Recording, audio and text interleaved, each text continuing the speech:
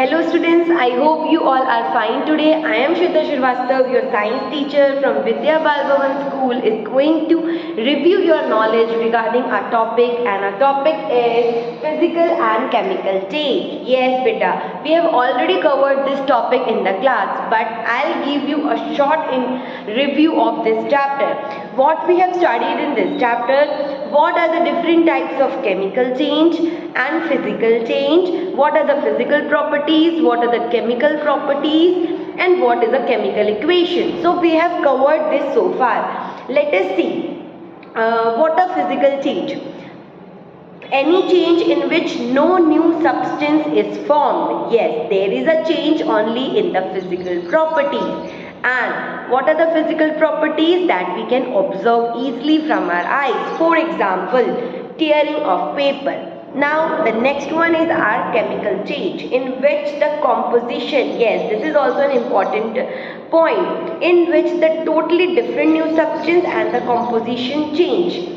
I will clear this with a very good example, that is a tearing of paper and burning of paper.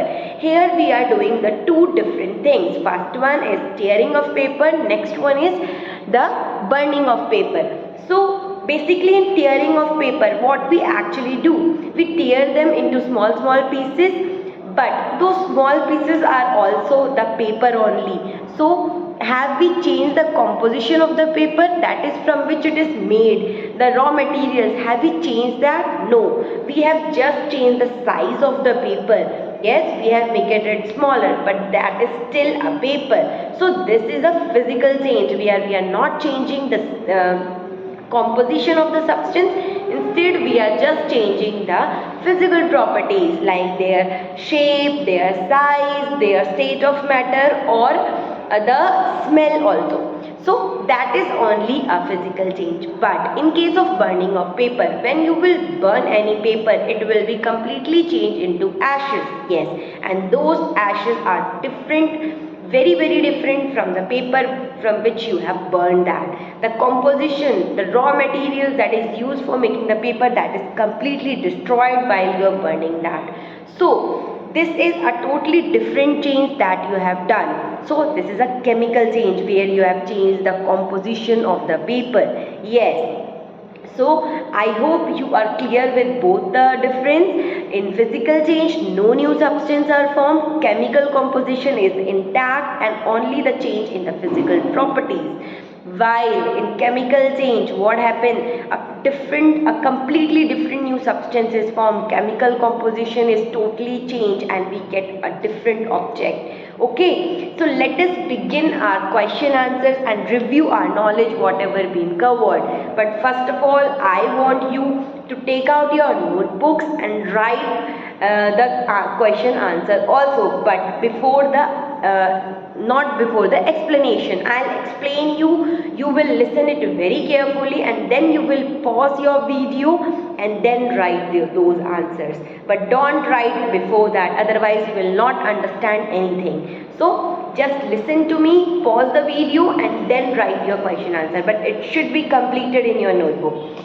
First one, compare and contrast chemical and physical property of substance. That I have already told you. What are the physical properties and chemical properties? Let us see and compare both of them. Physical property is a characteristics of a substance that can be observed or measured without changing the composition of the substance. What they are saying, that it is a characteristics of the substance that you can easily observe without changing the composition. No composition is changed in it, and you can easily observe. For example, appearance, size, state of matter, and smell are the physical properties. Yes, appearance, like it is bigger, it is smaller, how it looks. So that is the appearance. That is, if it is changed, it is a physical property.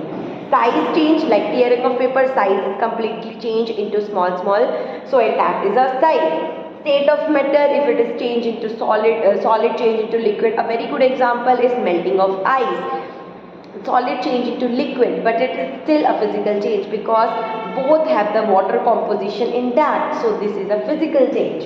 and smell are observed in physical properties. So this is all about the physical property. Let us see the chemical property. What is a chemical property? It is the ability or inability of a substance to combine or change with one or more substance. Yes, they are the ability in which they can combine with one substance, can combine with another substance and form a totally different substance. I have already told you the example in the class, like while you are baking the cake, you are making a cake, you are using the raw materials, flour, butter, egg, all those materials is making up a completely different new substance, that is your cake. So that is a chemical property. Like burning of a substance is observed in chemical property. Yes beta, while you are burning something, for example, if you can see in the garbage area where all your garbage are dumped, that garbage area, they just burn sometimes. So while they are burning everything which is put in it. So if a paper is there and a polythene bag is there, you are burning both of them. They will easily combine with each other and burn together, and they will form a different new substance. So here the different new substance that is formed, that is completely different from the paper and the polythene that is being burned down. So this is a chemical property. Burning is a chemical property where we obtain the different new substance of it. Okay. So beta, our next question is, a jeweler bends silver to make a beautiful bracelet. Is this a physical or a chemical change? Give a reason to support your answer. Yes. They will not ask you every time what is physical and chemical change. Instead, they will give you different kinds of example, and there you have to judge whether a new substance is formed in it or not, whether its shape or size or something else is changed. According to that, you can easily guess. So, our first one, so the answer is, you can easily guess, bending of silver. They are just bending it into new shape. They are not burning it, they are not forming any new substance. So this is a physical change. Yes. Bending of silver to make a beautiful bracelet is a physical change, as no new substance is formed and bracelet can again be melted into silver. Yes. In physical change also there is a category of reversible and irreversible. Some physical change can be reversed again back, but some physical change can't be. For example, I have already told you two examples before this. Tearing of paper. Once you have teared the paper, you have been converted into different kinds of pieces. So when you will join again to form a paper, can you be able to make the same paper which you have made? No, it will not be the same paper. There must be some cracks in between while you are pasting it or doing something. The shape will not be exactly the same before you have teared down. So that is an irreversible, which you can't reverse back to the same state from which you have started the change. But while you are melting the ice from the cube of ice, you will see that it is converted into water. But you have collected that water in a jar and then or in any other kinds of utensil, and then again put it in the ice tray, and it is again converted into the same ice cube from which you have melted earlier. So that is the reversible. You can't reverse. First one was irreversible. Sorry, that was irreversible. You can't reverse back. But this one is irreversible, which you can. This one is reversible. That is, you can easily reverse back. Melting of ice is a reversible. You can easily reverse to the original from which it has come. But tearing of paper is irreversible. You can't reverse it back. So bending of silver here is a physical change in which no new substance is formed. They have just changed the shape here. So this is a physical change, not a chemical change, and you can still get the silver from it by melting into silver. So this is a physical change. I hope you understood this answer. Let us see our next question. Our next question is, write any two difference between physical and chemical change. Yes beta, we have already seen what are the physical and the chemical properties.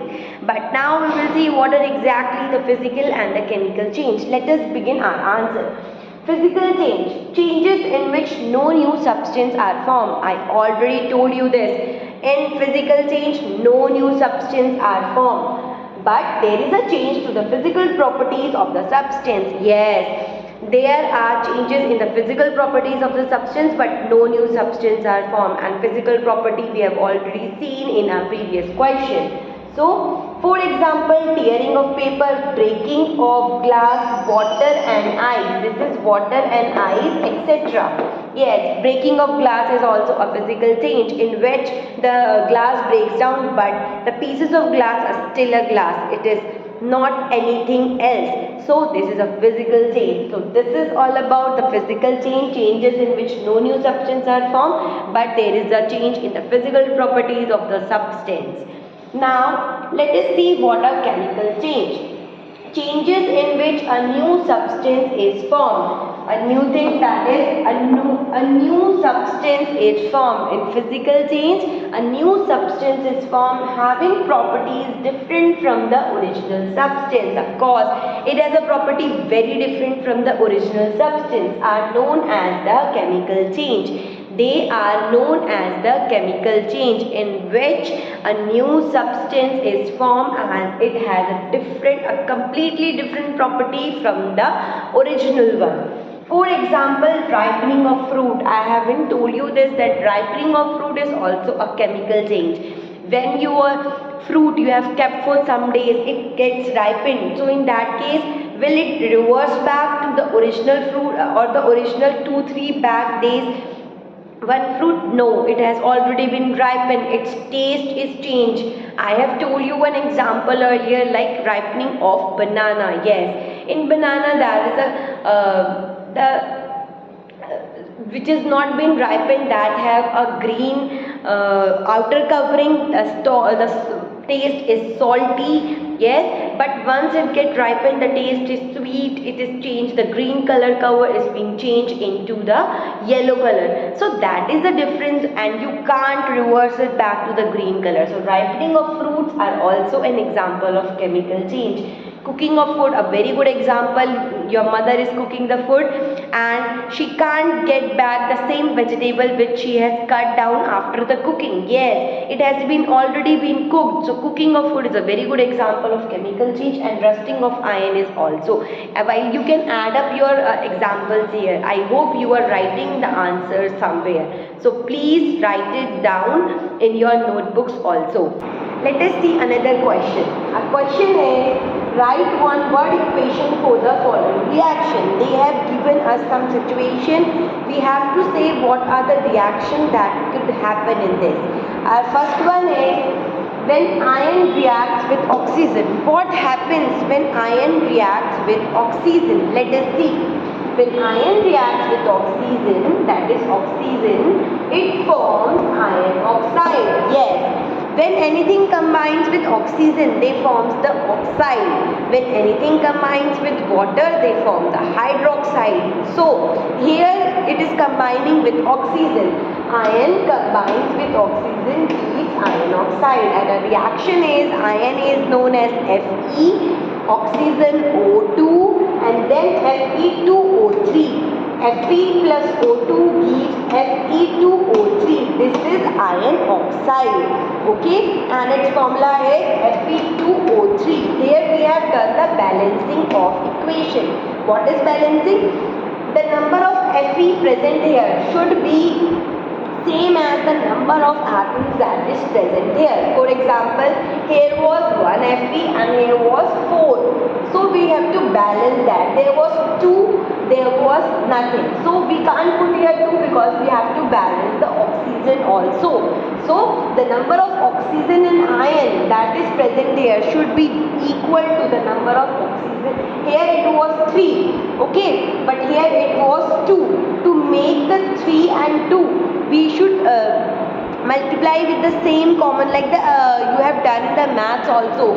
To find the to make the denominators equal, you have find the LCM of that. So you can do here also, like there are 2, there are 3. So to make it equal, I have put here 3 and I have put here 2. 3 twos are 6 oxygen, 3 twos are where the multiplication is done between this and this and this. I have already told in the class also what is this. I hope you understood what was that.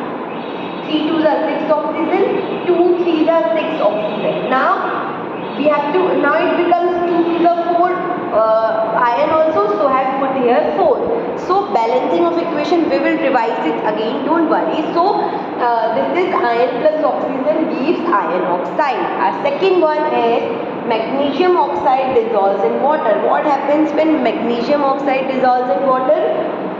It forms magnesium hydroxide. Yes beta, I have already told you, when anything combines with oxygen they form oxide, when anything combines with water they form hydroxide. So here magnesium oxide combines with water, it forms magnesium hydroxide. Let us see the reaction. MgO, that is magnesium oxide, combines with water, forms magnesium hydroxide. So it is the reaction, that is MgO plus H2O gives MgOH ka whole twice. So that is magnesium hydroxide. Let us see the another one. Calcium bicarbonate reacts with acetic acid. Now, to make you twist what they have done, in the chapter they have given with the name of vinegar and acetic acid. Reactions of vinegar and baking soda, not acetic acid, that was baking soda. So, their chemical name is given here, like calcium bicarbonate, that is known as the baking soda. It is baking soda reacts with acetic acid, that is vinegar. Baking soda and vinegar forms what they form? It gives the bubbles of gases. Yes, they forms the bubbles of gases with the calcium acetate. This is calcium acetate. Okay, plus water plus oxygen. So this is our gas that is being released. So when calcium bicarbonate baking soda reacts with the acetic acid vinegar, it gives the bubbles of gas. Yes beta, it gives the bubbles of gas. Baking soda plus vinegar gives you the calcium acetate plus the carbon dioxide gas. So this is the reaction that we have talked about. So these three reactions, I hope you understood all these three reactions. Let us see another question. Burning firecracker is a chemical change. We have to explain why burning firecracker is a chemical change. You can also guess the answer why the burning of firecracker, which we do in Diwali or in special occasions, why that is a chemical change. As I already told you in the explanation, in chemical change new substance is formed, of course. Burning firecracker is a chemical change because once the crackers are burned, the ash cannot reverse back to original firecrackers. Yes, the ashes that is been converted after burning, can you get your firecracker again from that? No. Once it is burned down, you can't get it back. So new substance is formed there. Chemical composition is completely changed there. So in that case, new substance is formed. Ashes that has been converted into ashes. So this is a chemical change. So you can write here, the crackers are burned, the ash cannot be converted to the original firecrackers now. So it is a chemical change. Let us see our another question. Tearing paper is a physical change. I already told you this many times. Why tearing of paper is a physical change. Tearing paper is a physical change as small pieces of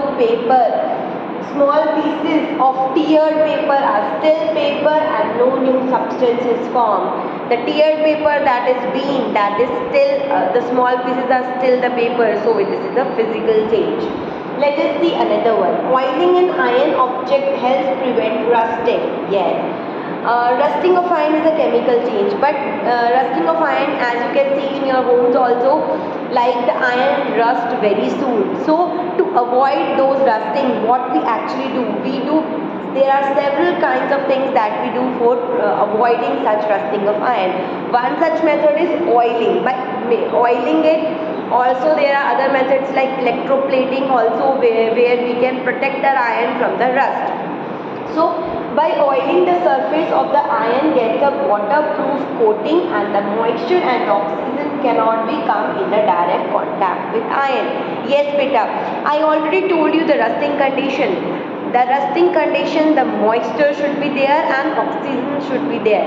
So if both the conditions are available in the environment, iron get rusted very easily. So to avoid that, what we do oiling. What happens in oiling? We just cut the contact between the iron and the outside moisture or the oxygen that is present. So how do we cut the contact? By oiling the surface of the iron, so that our iron rod should not get damaged and we can use it for years and years.